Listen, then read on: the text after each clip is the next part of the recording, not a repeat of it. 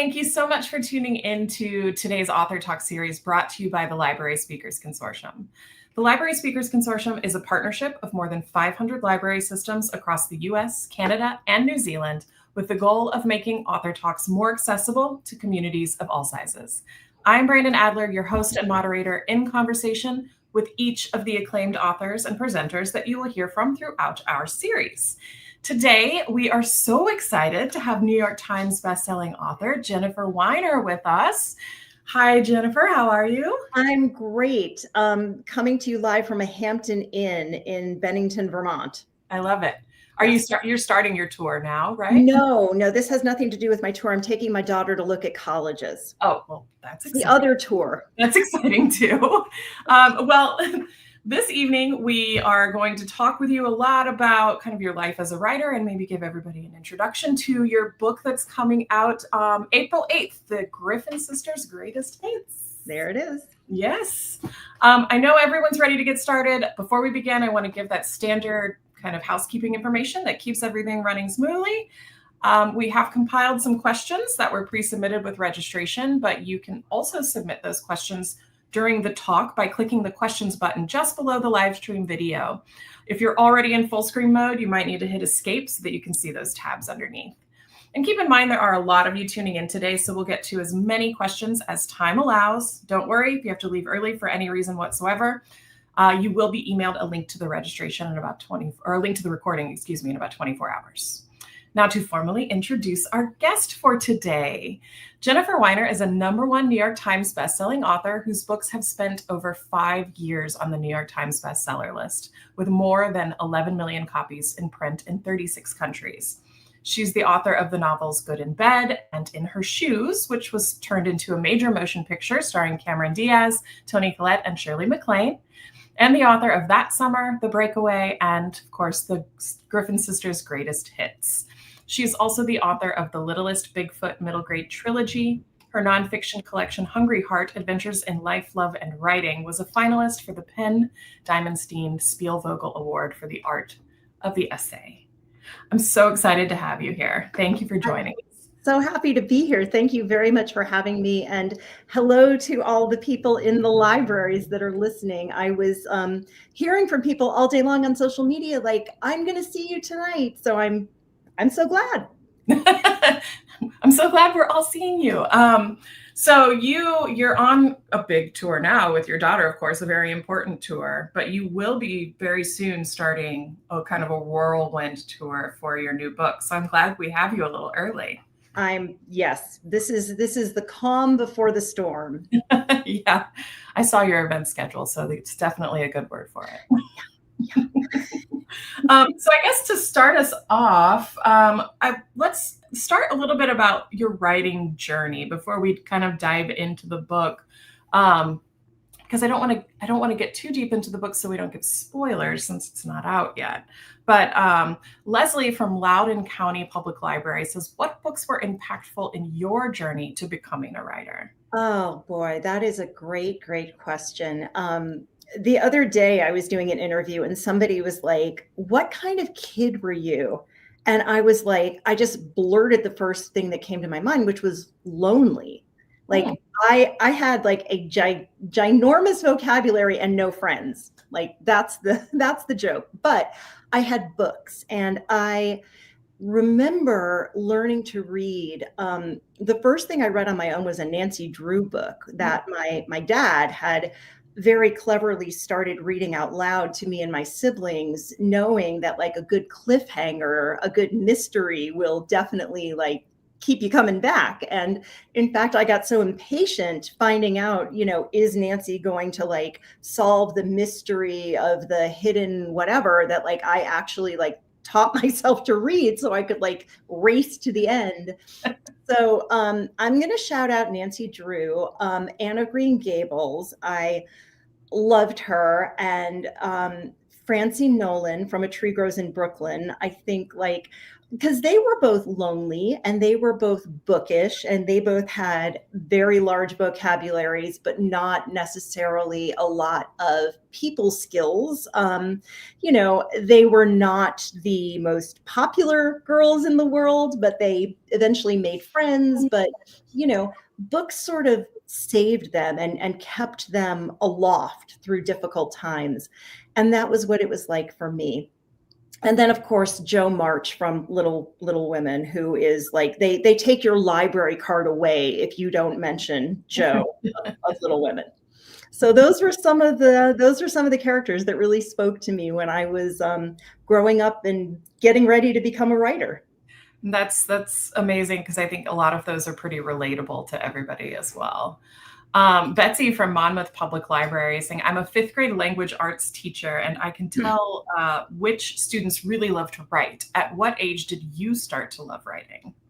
I loved telling stories really very early. Like, I can remember my first grade teacher, Mrs. Palin, letting me stay inside from recess and like giving me an extra stack of paper and saying like, just go sit in a corner and write something. So I always loved telling stories. And I think I always appreciated the power of a really good story. The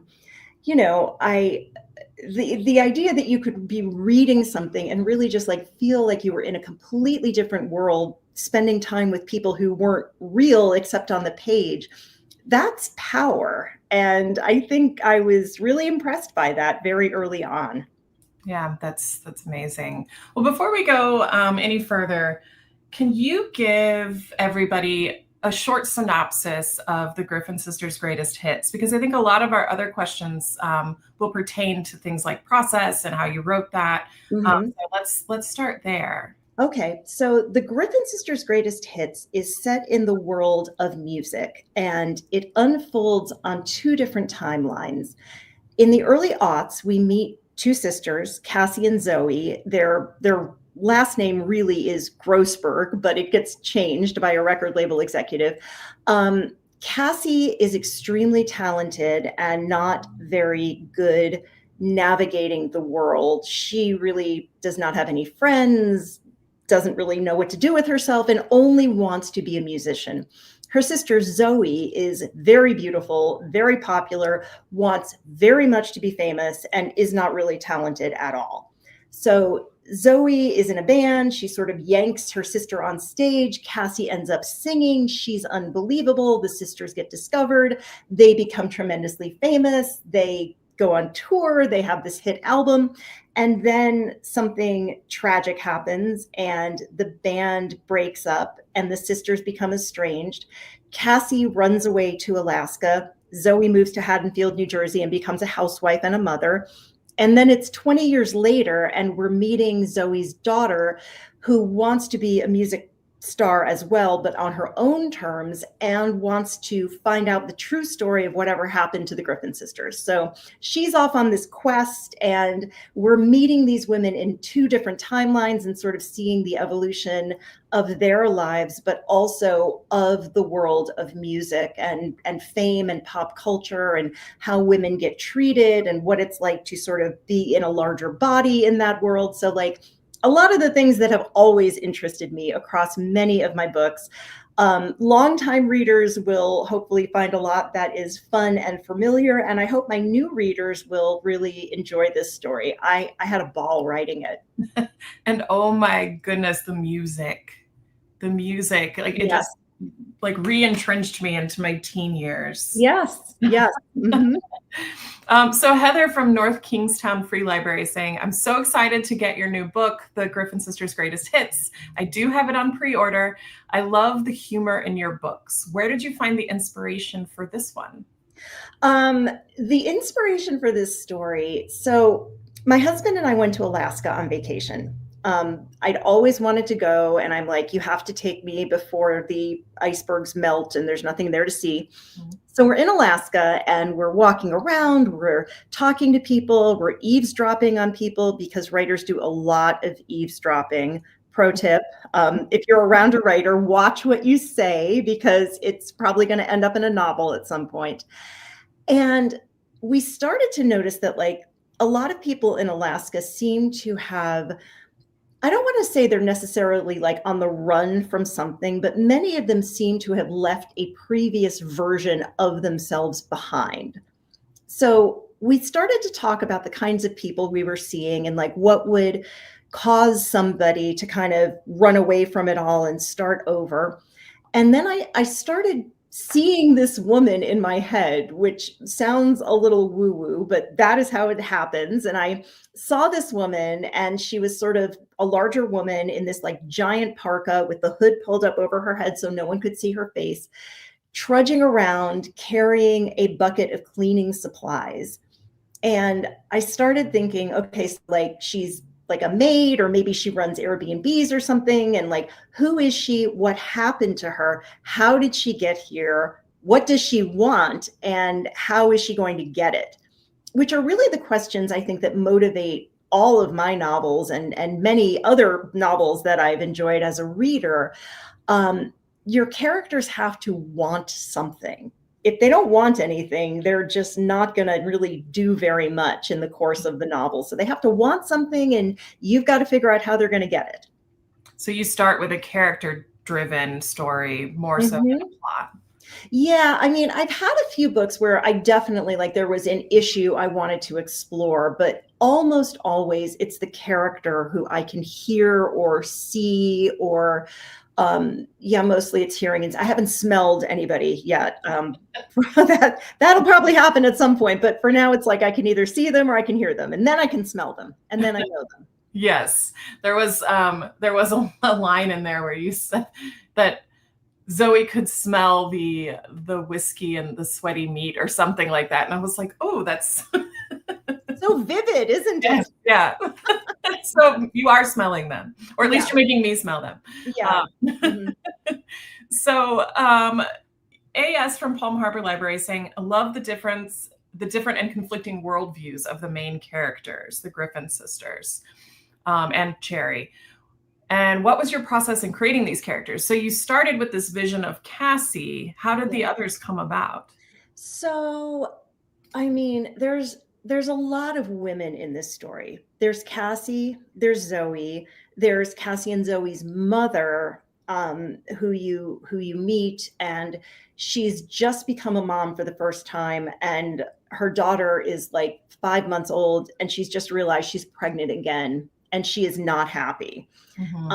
So she was a lot of fun to write, although a little scary, because I think like ambivalent mothers are still kind of a big taboo, like, so the idea that somebody is pregnant and not overjoyed about it felt a little scary. But so, the sisters, the mom, and then I have teenagers. I have a 17-year-old and a 21, almost 22-year-old daughter. So having survived 2 teenage girls, like I am inflicting teenage daughters on as many characters as I can, just because like I know that world and that dynamic and the language and like the push and the pull of it all, where the girls, the teenagers, they just want to like grow up and sort of take their place in the world, and the moms don't necessarily want to let them go, or think they know better, or want to keep them safe, or one of those things. Yeah. So yeah, I mean, Cassie came first, and then it was like, okay, I know she has a sister, she needs a mom, there's going to be a younger woman in the story somewhere, and it just sort of happened, almost like building a family tree. Okay. Do you actually outline things that way? Yeah, I mean, I do. I have sort of a point by point, beat by beat, chapter by chapter outline. But yeah, there are definitely like there are family trees, there's little sketches, there's like maps of hotel rooms and neighborhoods, and just I'm not a very visual thinker. So anything I can do to sort of help me keep track of like where everybody is and how everything is connected, I find very helpful. Jill from Denville Public Library saying, I love the aughts. What inspired you to set this novel in that time period? So I understand we're flashing back, yes, back and forth. But why the early aughts and then to contemporary time? So, I mean, the short answer, honestly, is Britney Spears, right? Like I was in the aughts, in my 30s, when Britney was this object of tabloid fascination and a little bit of a punchline. You know, we're all like watching her shave her head and the quickie marriage and the reality show and like the hot mess years, right? Yeah. You know, and I avidly consumed all Britney related media. I was fascinated. And I remember the Diane Sawyer interview where Diane Sawyer was like asking her like whether she was still a virgin and why did she break Justin Timberlake's heart. Um, and then 20 years later, there was the Free Britney movement, and there was Britney's autobiography, The Woman in Me. And there was a real reckoning with what were we doing to Britney and to Jessica Simpson and to Lindsay Lohan and to Paris Hilton and like all of these young women who just got like fed into the meat grinder of pop culture fascination. So I wanted to go back to the aughts because I mean, I love the music, first of all, and I got to like listen to a lot of it, a lot of Wilson Phillips and Alanis Morissette and all of that good stuff, all the singer-songwriters of that era. But also, I wanted to ask questions about the way pop stars, young female pop stars, got treated back in the day. Um, has it gotten any better? Why was it so terrible? Why, you know, I mean, I was certainly calling myself a feminist by the year 2001, but like, why couldn't I see the disconnect between like my politics and the fact that like I was buying any tabloid with Britney on the cover, no matter how nasty it was to her? So long answer, but that's the why of it. I still think that there is a disconnect to a certain extent between somebody's politics and like kind of their cultural awareness in that respect when it comes to celebrities. I mean, it's hard, I think, because, you know, sometimes you just want to turn off your brain and like have that guilty pleasure and watch The Bachelor or like consume some like gossip about Meghan, Duchess of Sussex or whatever. And, you know, I think you have to, at least for me, what I have to do is sort of bring myself back and remind myself that like the personal is always political and that every choice I'm making has a real life impact. And my daughters are watching me, you know, so it's like my guilty pleasures have become a lot more guilty. Let's put it that way. So something that I really liked in the book is the way that you structure the book in the several different parts, but then it's also not like it's not very chapter oriented. It's Mhm. their names and then the year that we're talking about and their location. Right. So what do you consider to be a solidly structured chapter? And can we talk a little bit about the structure in this book in particular? Why did you make this choice? Yeah, I mean, when you've got dual timelines, you've got to do like a fair amount of like bouncing back and forth. And so I think structurally, I want to make sure that I'm not leaning too heavily in one portion or the other. I'm looking for like a 50-50 split between the now and the then. Um, and then just the same way I don't want to play favorites with time periods, I don't want to play favorites with characters, even though there are some who have my heart a little more than others. I want to make sure that everyone is getting her say, right? So I'm paying attention to, you know, are we in Cassie's head? Are we in Zoe's head? Are we in Cherry's head? So I'm thinking about balance. I'm thinking about like, is the reader going to be angry because like they're really into this character they're reading about and they don't want me like yanking them out and putting them someplace else? And how do I sort of make that pay off? Like, how do I keep the plotting moving in a way that like people are going to want to keep turning the pages and stay on the ride until the end? Mhm. It's for me, it certainly helped with building suspense. It made me want to just keep like blasting through it. I really Yes, yes. That's good. That means I did my job. Yeah. Okay. Yeah. So Suzanne from Nantucket Athenaeum is saying, what inspired you to write about a breakup between sisters? And this is kind of a female relationships are a big theme for you in general. Mm-hmm.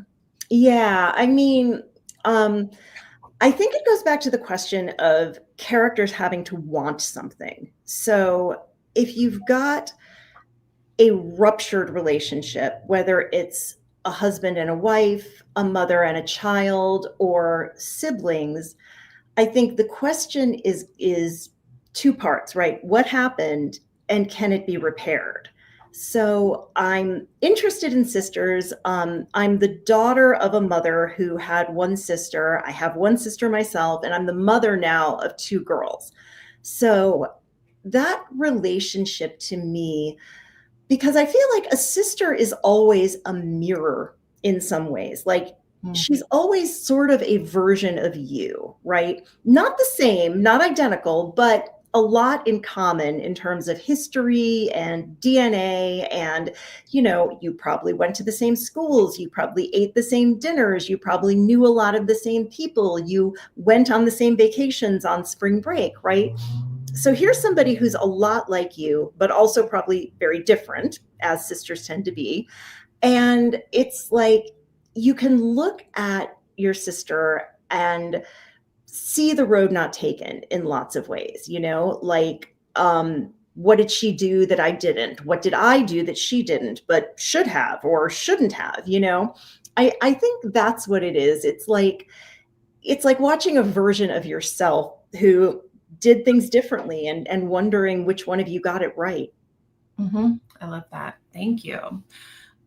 So also another thing that I really loved about the novel is kind of the blending of your novel writing and your editorial writing. Mm-hmm. Yes. And so we have a couple of questions about that already. Rick from Mark Twain Library and Lucy as well are both saying, I love your novels, but I'm also interested in your editorials.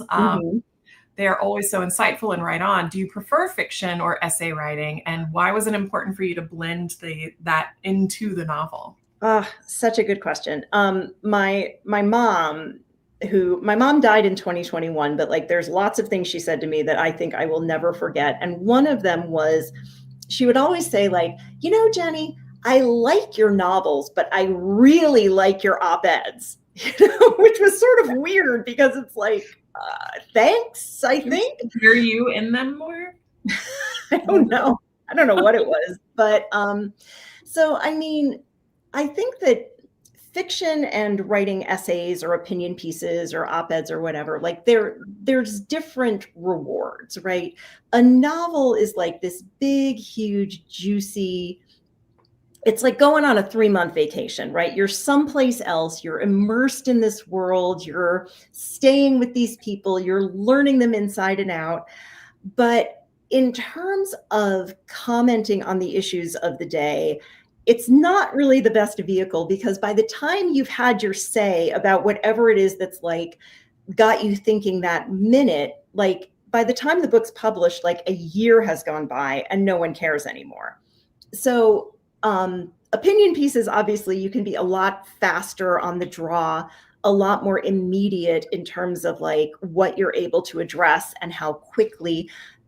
They're shorter, they're punchier, they're, I don't think you get as many prizes for beautiful sentences writing op-eds as you do for novels. And so that's kind of nice sometimes to like not be thinking about like, I mean, obviously you want to write well and you want to pick the best word and you want the sentences to flow, but like knowing that you're being judged on different metrics, I think for me has been kind of useful and kind of nice. But I'm just so glad that I get to do both. Like it really, really, really like fulfills me in different ways that I get to do these two different things.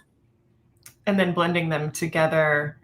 In the Griffin sisters. Yes. So, I mean, I think that a lot of my novels have political points to make or deal with explicitly political questions. The Breakaway dealt with reproductive justice and a woman's right to choose, because there's a pregnant teenager who does not want to be pregnant. And with the Griffin sisters, there was a lot of kind of Me Too stuff and body stuff and how are we treating women in the public eye stuff. And, there's not a lot of overlap, as far as I can tell, between people who read my opinion pieces and people who read my novels. Like, there are people who read both, but there's this like whole cohort of people who read my opinion pieces, but would never pick up a novel with my name on it.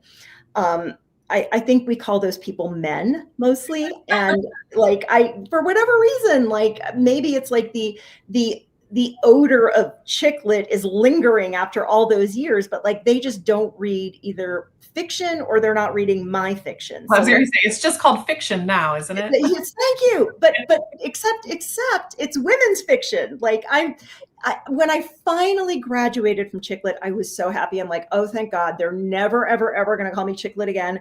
And then I go to a bookstore and they're like, oh yeah, the women's fiction section's right over there. And I'm like, the what now? Yeah. You're putting me with the what? It's just like, I can't win. I can't win. And writing, the blending that into the novel was also a fantastic way to present your themes that you were trying to bring attention to. Thank you. Yeah. So that was what I was going to say. Like slipping opinion into fiction. I think all novels are political, but like being explicitly political, it's a little bit of my own, my joke to myself, I guess, that it's just like, if you don't want my opinions, well, too bad, they're in here, but you just don't notice because I've Trojan horsed them. It's a good way to put it. It's a great way to put it. Eliza from Bucks County Free Library is saying, Philadelphia is the setting of many of your books.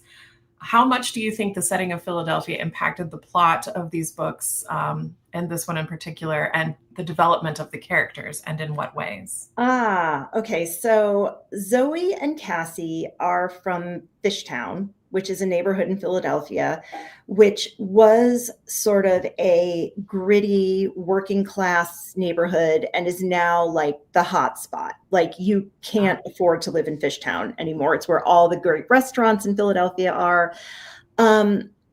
So Philadelphia, to me, it sort of has this character of like the overlooked second sister. I've written about that. Like, it's not New York, it's not DC, it's in the middle. People are like, oh yeah, Liberty Bell, Independence Hall, cheesesteak, Rocky. That's it. Yeah. And I like that actually, because I think that there are great stories to tell in Philadelphia. And I love using it as a setting because it doesn't feel overdone. Like, so many books have been set in New York. So many books have been set in LA. Like there's just lots of, there's cities that you see in fiction over and over and over again. Philadelphia is not one of them. So I feel a little bit of like ownership. I've lived in Philadelphia for more than 30 years now. So it's my home. It's where I raise my children. And it's the place I know the best, which I think is really essential. When you're setting a novel someplace, like you have to know that place really well. Mm-hmm. The art museum in Philadelphia is amazing too. Yes, the art museum. Here, hang on one second. I'm going to grab the lamp so I don't like fade into darkness. I'll be right back. Thank you.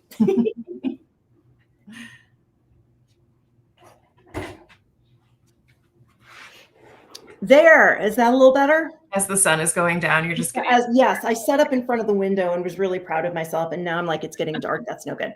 All right, I'm back. I did that the other day. I had my window open and then lines just kept moving across my face from the sun. It was a bad choice. Mm-hmm. In the end. I was once doing one of these and the fire alarm went off and the whole building had to evacuate. So if it's happened to anyone, it's probably happened to me. Lisa says, if the Griffin sisters' greatest hits were adapted into a movie, who would you cast as Cassie and Zoe? And I want to add, if you could create a band, who would you get the band? So here is the dilemma of my writer's life. Many of my books have plus size protagonists, and there really are not, especially in this particular moment in which we find ourselves, there just aren't a lot of plus size actresses. Like, I don't know who'd play Cassie. Cassie would have to be some unknown with like she'd have to be the right size, and she'd have to be able to sing, and she'd have to be able to act. I didn't have an actress in my head when I was writing Cassie, but I was thinking a lot about Carney Wilson of Wilson Phillips, and Mama Cass of the Mamas and the Papas, and Ann Wilson of Heart, and sort of every big girl in a band who ever got kind of sidelined or pushed off to the background or Put in not giant in clothing. not in the spotlight.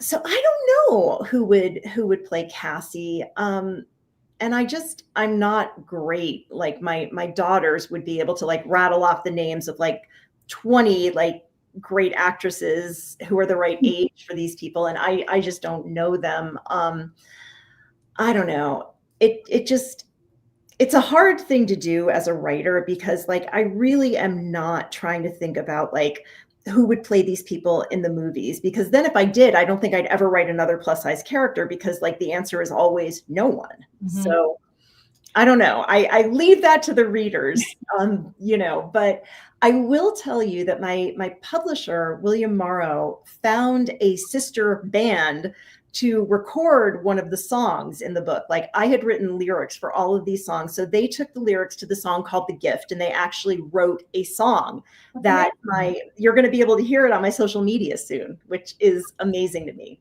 That is amazing. Yes. So is there going to also be just a general playlist featuring all of the bands that you? Yes, there is like a ginormous playlist that I put together of like everything that I listened to, and every person who inspired me, and every song I referred to when I was trying to imagine the Griffin sisters' music. So yes, stay tuned for that as well. Excellent. Definitely be looking out for that. In regards to plus size characters, Jennifer from Phoenix Public Library is saying, why do you often put bigger women as main characters in your books? Write what you know, I guess. That's the jokey answer. I mean, the serious answer is there's a really famous quote from Toni Morrison, and she said, if there's a book that you need to read and it's not on the shelves, it's your job to write it. So when I was in my teens, in my 20s, there really were not plus size protagonists who were main characters who stayed plus size through the entire story. There were plus size women who would lose a lot of weight, and then they would get like the happy ending and the guy and the job and the whatever. There were funny best friends, like sidekicks, but there weren't romantic leads who were my size, right? And I really needed to read a book where the woman looked like me, got all the right, got the guy, got the job, got the money, got the fame, got the fortune, did not get thin. And so I wrote it. And that was Good in Bed. That was the first book that I ever wrote. It came out in 2001, lo these many years ago. And I remember back in the day, when you write a book, when you write a novel, the first thing you have to do is try to find an agent. So I'm querying agents. I'm sending letters to literary agents, just like cold calling them, because this is the 90s. There's no internet. I can't go online and like check them out and see if they're like taking new clients or taking new fiction, or even if they're alive. Like, I'm just trusting that this book that I have purchased, this guide to literary agents, is still like timely. And I remember there was a lot of anxiety back in the day about Good in Bed. And I remember there was one agent who really liked the story, really liked the writing, wanted to work with me, but said, no one wants a book about a fat girl. Like, no one is going to want to read a book about a fat, lonely, pathetic girl. And like, you should make her like Bridget Jones, because Bridget Jones's Diary had come out by then, hugely popular. She said, you should give her like 10 or 15 extra pounds. Like, people are okay with that. That's acceptable. But like, your character is like fat, like she's like fat, and that's not okay. And no one will make a movie. And I did not end up working with that agent. I found somebody who was okay with my character as I had written her. But it started like, this was something I needed as a reader. These were stories I needed to see. And then as I got older, it sort of shifted to like, I want these books on the shelves for my daughters and their friends and their classmates and all of the women who are coming of age now and getting messages even more pervasive and harmful than what I got, because they're getting it from social media, they're getting it from Ozempic ads, they're getting it from every red carpet where every starlet is tinier than the one before her.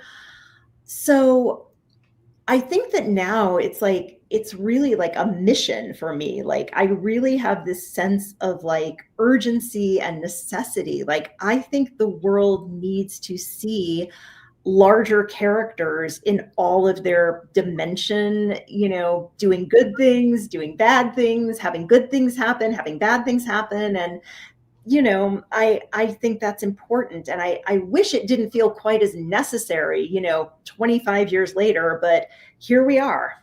Here we are indeed. We are. Heather's saying, my question is, Jennifer, are any of your stories part of your real life? Or have you lived through some of these experiences in your stories? I mean, I think most novelists, if they're being honest or have a couple drinks in them, would tell you that anything that happens to you ends up somehow, a lot of it you use, right? But what also happens is that like, you will take something from your real life, like a character or an incident, something that happened, something somebody said, and you'll put it in the book, and then you'll revise it, and then you'll revise it, and then you'll revise it again. And by the time the thing is done, it's been amplified. It's funnier, or it's bigger, or it's sadder, or it's smarter. It's more than whatever happened to little old you, So I would say that like, my own life has been raw material / inspiration. And then fiction is fiction. And you just sort of amp it up and make it more vivid on the page. I like that answer. So Maria from Bucks County Free Library is saying, what message overall do you think you're trying to share with the reader? I mean, I don't want people feeling lectured when they come to my books, right? Like, I want them entertained more than anything else. I'm there to tell a story. I'm there to illustrate issues and talk about the way we live now, but in a way that is engrossing and entertaining and fun and maybe a little escapist. I'm not writing, like the Thomas Paine pamphlets or anything like that. Having said that, though, I mean, I guess if there's a message, because there is a message, it's just, sort of wrapped up in the spoonful of sugar that is fiction. I think that the message is that women's stories matter, women's lives have worth and meaning, and women are much more than their faces and their bodies. Like, I think that like, when I think of like all the books I've written, my oeuvre, to be really pretentious, like those are the themes that come up over and over again. It's about sort of, bodies and voices and stories and finding your place in the world, finding your feet on the ground. Mm-hmm. So I guess that's the message, is women matter. Women's lives matter. Women's voices matter. Women's stories matter. Yes, I love it. I love this question. Megan from Albany Public Library is saying, I've gotten great ideas for meals from your books. Yes. Lobster Cobb salad, buttery roast chicken, chicken marinade with lemon peel and red pepper flakes, etc. Do you include food ideas from your own kitchen? What are your family's favorites? Oh, so I do really like to cook. And if there is something that sounds delicious, on the pages of one of my books, it's either something I have cooked or something I have eaten and wish that I could cook. Let's see, what does my family like? So my husband's been sick. So I made this giant pot of chicken soup yesterday, like brought out the 16 quart stock pot and like made chicken soup for him. We do a lot of like roast chicken. My husband does this really good like salmon on parchment paper, and you bake it over a whole bunch of sliced up lemons, and it's got honey on top. And we do a lot of like Asian cooking, like Asian fusion cooking. There's great Asian markets in Philadelphia, so you can get just like any kind of noodle or green or whatever. So we do a lot of that. We do a lot of like stir fries and noodle things, and I don't know. And then when I'm stressed, I bake. So a lot of baking as the book tour looms on the horizon. I posted on Instagram yesterday that we've like entered the cake for breakfast phase of the book launch. Oh. So yeah, cake. But it's cake that you bake yourself. Yes, it's cake that I bake myself. Yeah. Good. So Emily is saying, I loved your novels as a 20-something in the early 2000s. Considering hindsight is 2020, has your perspective or attitude towards any characters, relationships, or storylines in those earlier novels changed at all? And if so, how? Oh, wow. That is a great, great question. I'm probably not going to come up with anything specific, but I would say in general, the older I have gotten, the less dichotomous my thinking has become. So like, I think as a young woman, it was like, this character's right, that character's wrong. This character's good, that character's bad. This character's the villain, that character's the victim. And now, I mean, and I don't know that it was ever quite that stark, but that was how I felt, I think, about a lot of things when I was like in my 20s, in my early 30s. And now that I am, I'm going to be 55 in 2 days. 2 days, right? Yeah. Happy 2 birthday. days, yes. I'm looking for like a 55 mile per hour speed limit sign to pose under so I can take a picture for my birthday and not get hit by a car. Thoughts and prayers for me. But I think that I've become a lot more sympathetic to the characters who would have been a little more one-dimensionally evil back in the day. And willing to interrogate a little more vigorously the characters who are my protagonists. But it's really, I guess the other part of it is like, I don't reread my stuff. And I don't reread my stuff because it would make me crazy, because I would see things that I would want to fix or want to change or want to rewrite or like find a better word or like do something different or do something better. And I'd make myself crazy. Like I know I would. So I try to just, I do the very best job I can when I'm writing and when I'm revising. And then I publish the book, I go on tour, and then I just sort of say goodbye to it. I say goodbye to those characters. I say goodbye to that story. And then I, pick up with whatever I'm going to write next. But I do think, as I've gotten older, I can understand more why people do the things that they do. And maybe I judge them a little less and I empathize a little more. Yeah. I think we have to, as we get older, we have to give ourselves grace. So it's only natural we give it to others. Yes. But anyway. Rita from Burlington Public Library is saying, how is writing middle grade fiction different from writing adult novels? What resources do you pull from to get into that middle grade point of view? So when I was writing my middle grade books, my daughters were younger, so I did not have to go very far to find kids who are the right age and pay attention to their vocabulary, to the words they were using, the way that they were talking, the way that they structured sentences, their preoccupations. I'm not sure my process was all that different than writing adult fiction. And I didn't really think about like, oh, I have to like simplify the prose. I have to condense this or dumb it down or make it simpler. Like I just sort of told the story in the language I would tell any story. And then I went back and I was just like, okay, would like a 10-year-old know this word? Or would an 11-year-old like, does this sentence just have like two clauses too many to keep this kid reading?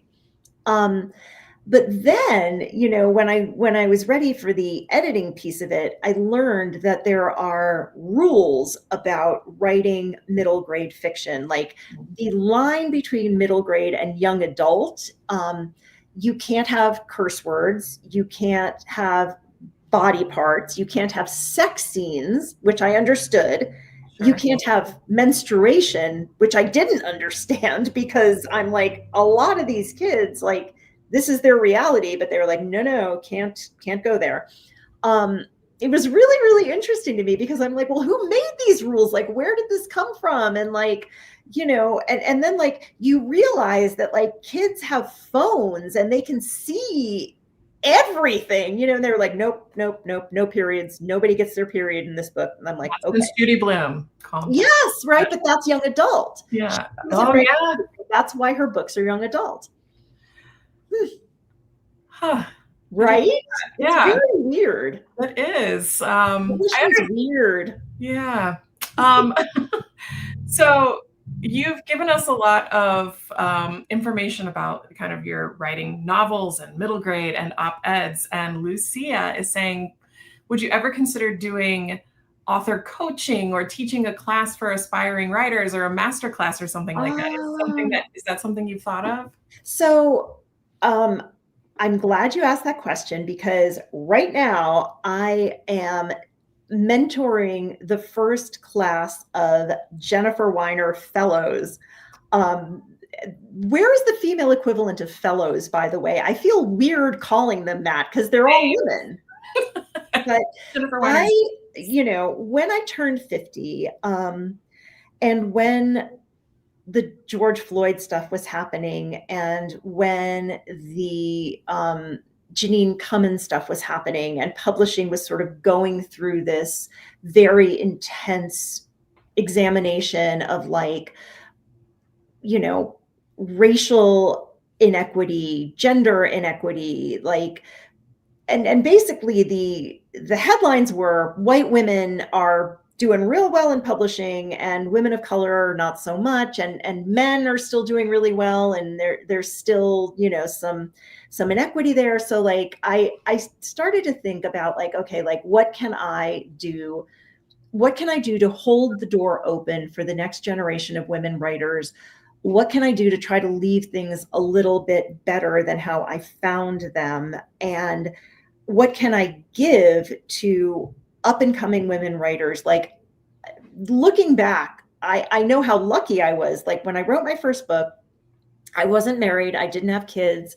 I had a really good full-time job with benefits and paid vacation. So I was able to like take 2 weeks and go to Cape Cod and finish my novel, like all by myself, which is an incredible privilege, but I did not recognize it as such at the time. So I started to think about like women who don't have that much privilege, or who do have young children, or, jobs that maybe don't pay them that well.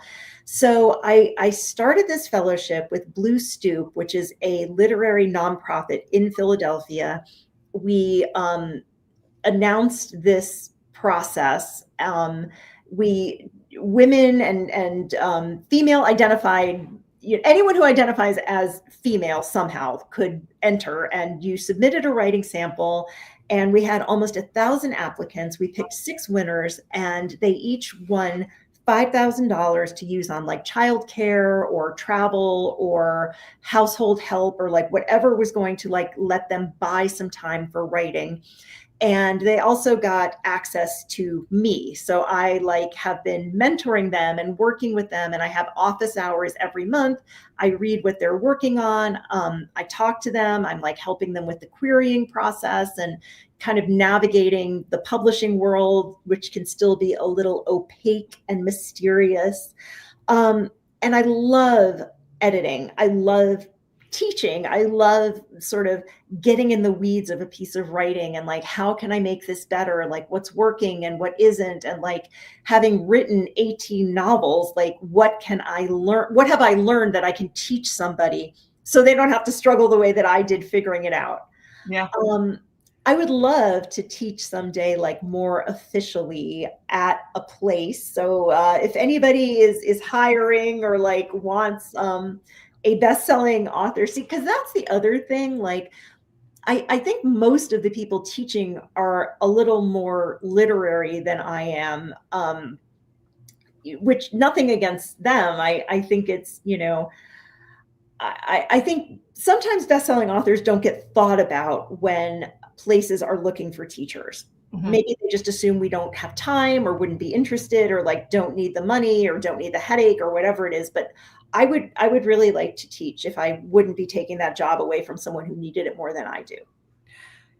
Yeah, and I kind of feel like you said with your fellowship, the access to you, to a best-selling author, who writes in such an approachable way would be amazing. Yeah, no, that's been the fun part to me is just like, you know, pick my brain, like Yeah. ask me anything, let me help you. And so Um, this would be annual? It's going to be, I think, every other year. Like this is the first class, so we're still sort of seeing how it goes. We're going to do like a capstone event in Philadelphia. Hopefully there'll be readings and people can come. But it's been very rewarding for me. You know, finding a meaningful way to give back and to sort of pay some of my good fortune forward, like really is a good feeling for me. That's incredible. Thank you for doing that work. Yeah, no, it's super fun. So Maria from Cuyahoga County Public Library is saying you continue to inspire me in my own writing. Have your daughters shown any interest in writing in any form, books, poetry, songwriting, etc.? And what advice would you give to them or any other young women who are starting down this path? Okay, so both of my daughters are very talented writers. They are both very funny writers. They both write with a lot of voice. Neither one of them has any interest whatsoever in pursuing this as a career path. And I'm like, but you're good at this. And they're like, no. And I'm like, you should do this. And they're like, no. So yeah, it's wonderful. My older daughter is a stage manager. She's currently working in New York City. So she's in the world of like stories and the arts and performance and that kind of thing.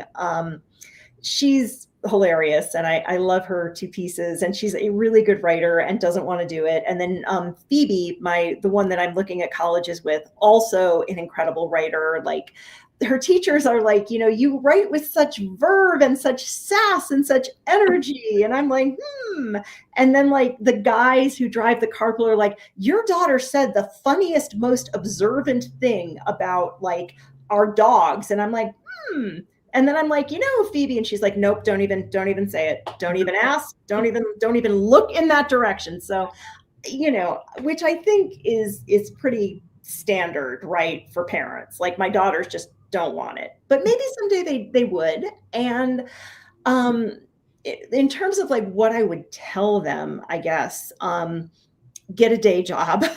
That's important. Like I remember I was an English major in college. I always knew I wanted to write fiction. This was always the dream. And I graduate and I got my like shiny English major degree. And I'm like looking in the classified ads and I'm like, no one is really hiring entry-level novelists, are they? Like, no one's going to pay me to write my first book. So like, figure out how you're going to pay the bills. And I think that if you are a writer, you're going to be a writer. You're not going to have any choice. Like, you're going to do this because the voices in your head and the characters and the stories and the things you want to say are not going to leave you alone unless you write them. Mm-hmm. And the good news is there's lots of places to tell story now. I mean, you can be on social media. You can have a blog or a Substack or a Discord, or there's, many, many places to tell stories. And I would say, like, if this is your passion, just do it and don't be afraid. Great advice. So Anna is saying, okay, I've read every one of your books and love them all. What's next? For me, okay, so I have a million books I can recommend to you guys, but I am working on my next book, which I'm hoping is going to be out next spring, and it's about two women, one of whom is a supermodel, or was a supermodel in the 90s, and the other of whom writes pseudonymous erotica. She writes like werewolf smut under a pen name, and there's a man they have in common, these two women, and it's the story. I mean, it's a story about stories, right? Like, the supermodel has had this narrative imposed on her that she's just like this dumb, beautiful woman who has nothing to say for herself. It's not true.